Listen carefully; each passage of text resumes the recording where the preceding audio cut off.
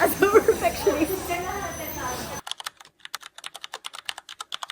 Hey guys, it's May 7. It's the day after the third exam and nandito tayo sa school. Ang dami, yung mga pre-clinicals yan. Tapos kami dito yung mga nag-boards at nagpa-practice dito sa school. This is Jaja. So, kamusta ang exam? Yung last exam, para ako nag-flash. Parang feeling ko, nandun yung mga professor ko sa paligid. Tapos ganun sila sa akin. Diba? Parang naririnig mo yung mga Prof, sa tenga mo, narinig mo sila. Narinig mo sila. Sila to eh. Okay, game Sam. Kamusta exam? Okay naman siya. Nakaka-relieve lang natapos na siya. Wow. Dina.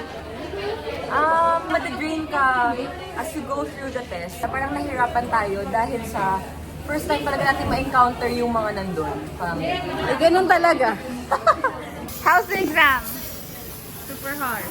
Super hard. Ate, how's the exam? JM, how's the exam? Yun lang.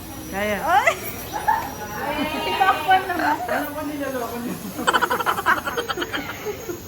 Majority naman ng numbers, di ba, nasasagutan. Pero as a perfectionist,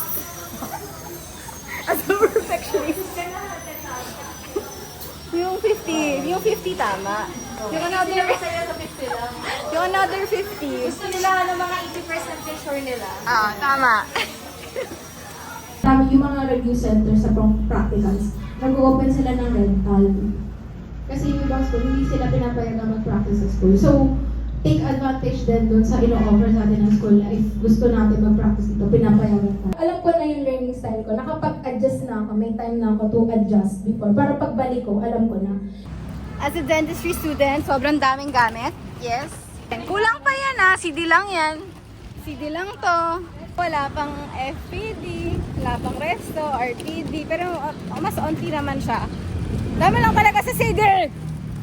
Di ba, Dina?